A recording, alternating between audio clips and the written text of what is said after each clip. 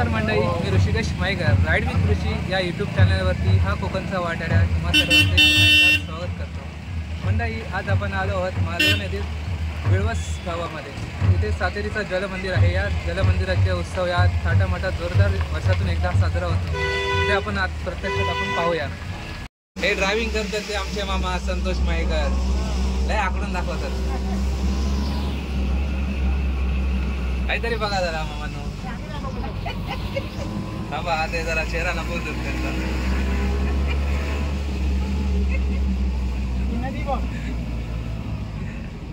ही कोणती नदी मामा?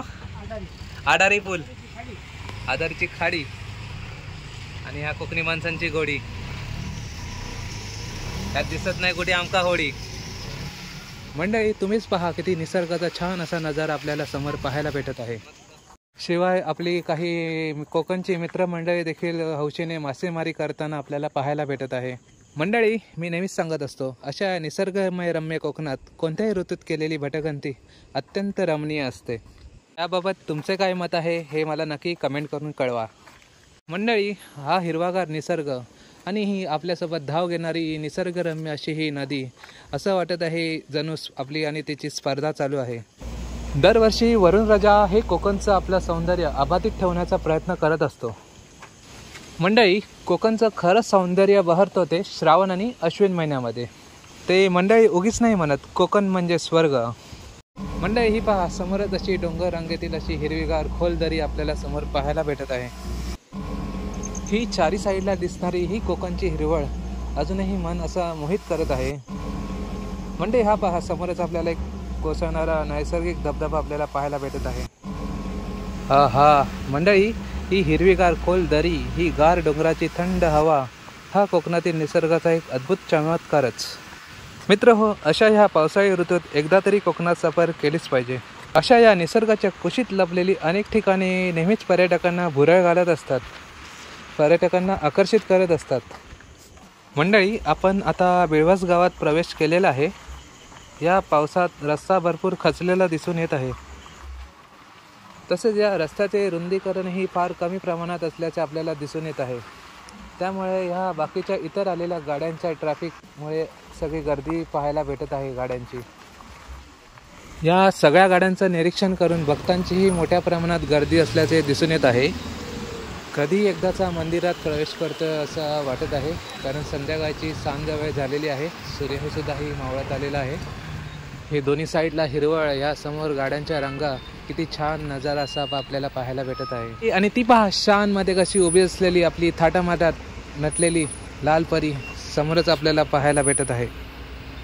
नवीन भक्तजनांना रस्ता समजण्यासाठी समोरच आपल्याला हे बॅनर लावून आपल्या मदतीसाठी हे बॅनर लावलेले पाहायला भेटत आहे।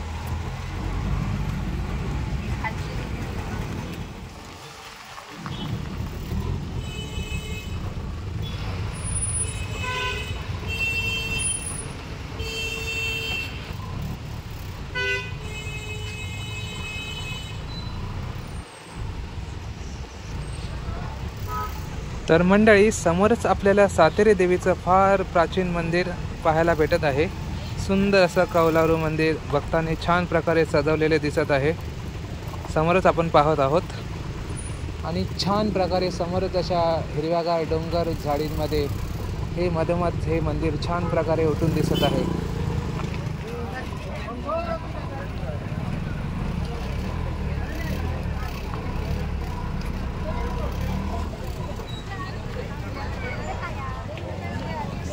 आपण फायनली मंदिराजवळ पोचलेलो आहोत। आता समोरच आपल्याला सातेरी जलमंदिरचं दर्शन आपल्याला पाहायला भेटत आहे। पहा समोरच व्यवसायधारकांनी आपापल्या व्यवसायाचे स्टॉल लावलेले दिसून येत आहेत।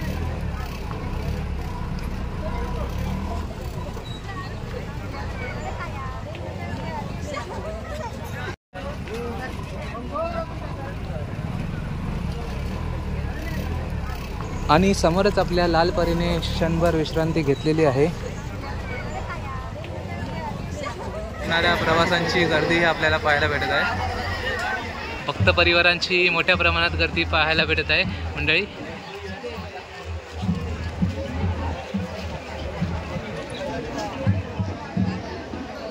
चला तर मंडळी, हे बाजूला सगळं पाणी आणि मध्येच मधोमध असा हा मंदिर आपल्याला पाहायला भेटत आहे, सातेरी आईचा जलमंदिर.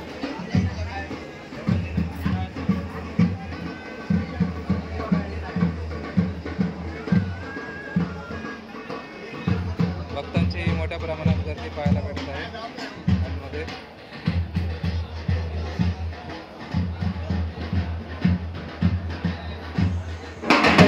ढोलक वाजत गाजत येत आहेत. आईचा नैवेद्य आलेला दिसून येत आहे आपल्याला.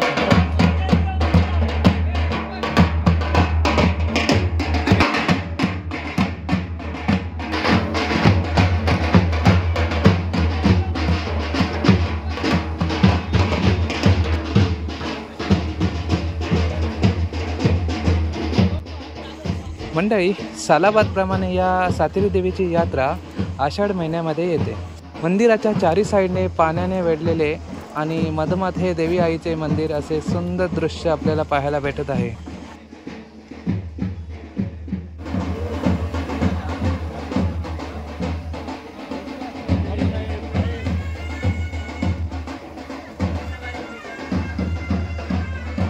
मंदिराच्या पाठच्या बाजूला आलेलो आहोत.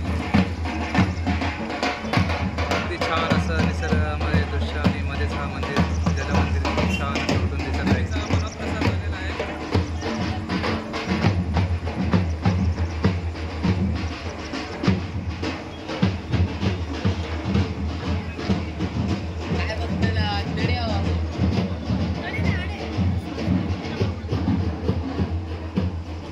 सारा बेळवस गाव आईच्या सेवेसाठी यात्रेसाठी जमलेल्या पाहायला भेटत आहे.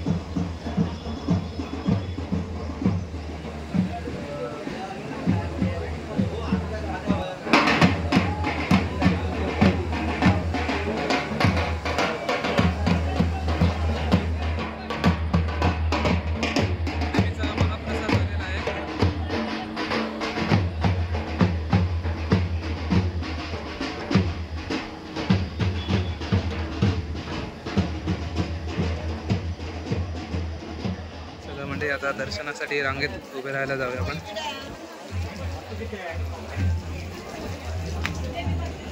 हे दांडेश्वरचं देवस्थान सातेरीचं.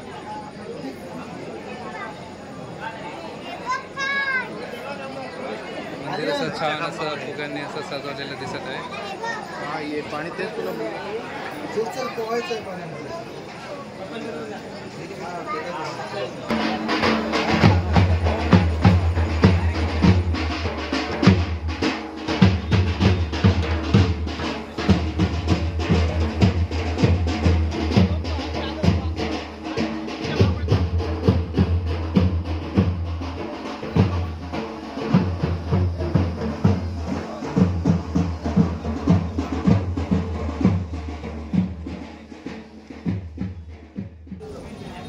मंडळी, माझा असं समज आहे की आईची आपण मनभावाने पूजा केली की आई तिचे सत्व दाखवून आपल्याला भक्तांच्या पाठीशी ठामपणे उभी राहते. ती तिचे सत्व दाखवूनच देते. आपण मनोभावाने तिची सेवा करत राहिले पाहिजे. याबाबत तुमचे काय मत आहे हे नक्की मला कमेंट करून कळवा.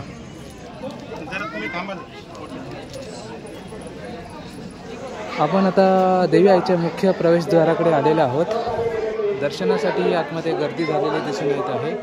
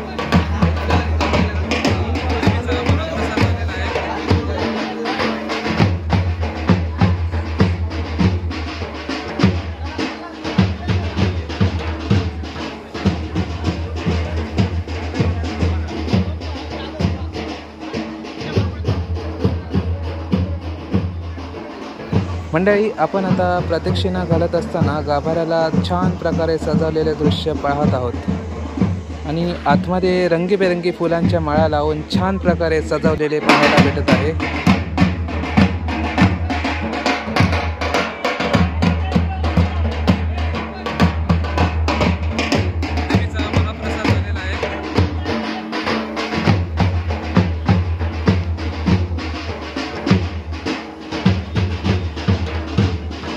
तसेच भक्तांसाठी गाराणे घालतानाही पाहायला भेटत आहे.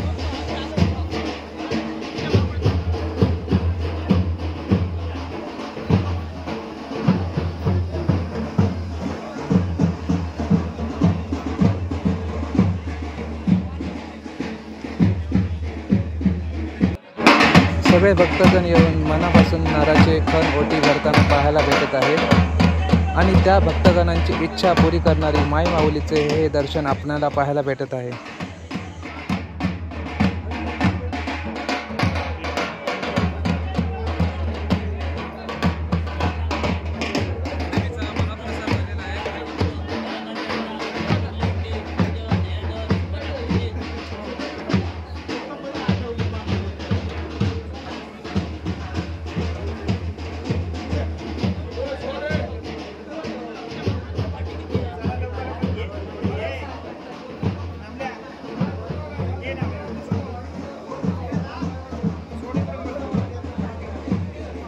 च्या पुढ्यात देखील हा नैवेद्याच्या मध्ये नारळाचा दिवा लावलेला आपल्याला पाहायला भेटत आहे.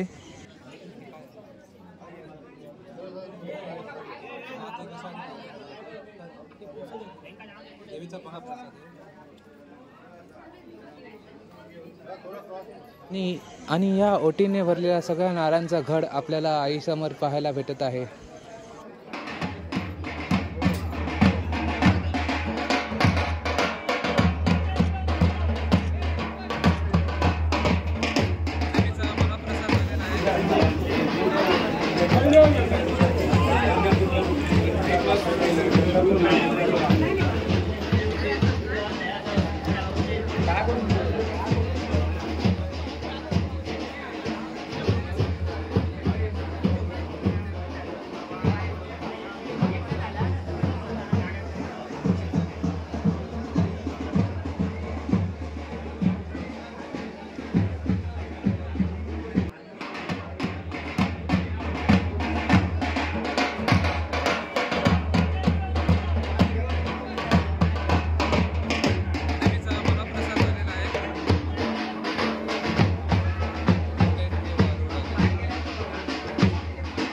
देवी आईच्या आजूबाजूला नैवेद्याची ताटं ठेवलेली पाहायला भेटत आहे.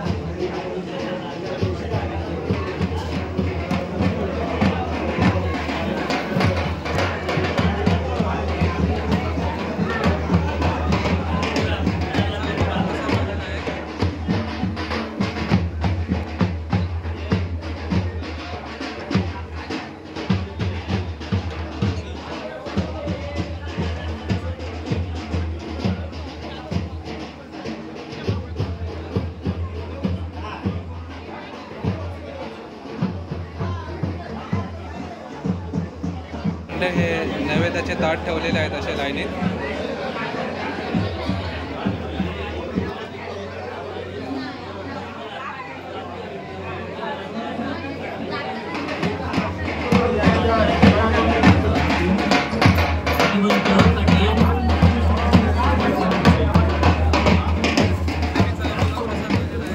पावसाने जोरदार हजेरी लावलेली आहे.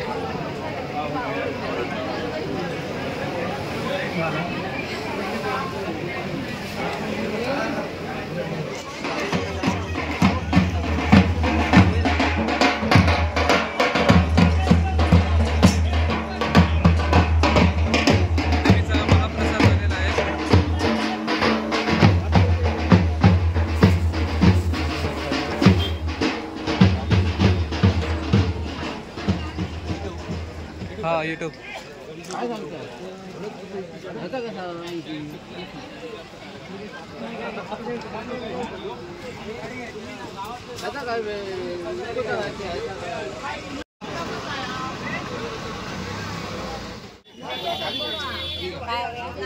गोड पाहून करताय.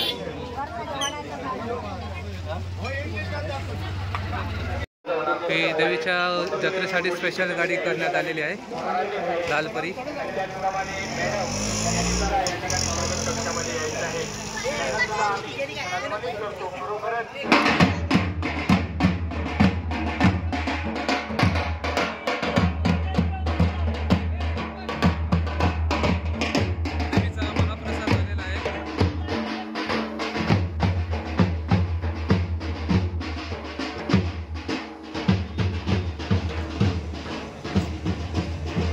नाही म्हणजे हे आता मटक्यातून जे आहे घेऊन येतात ना ते.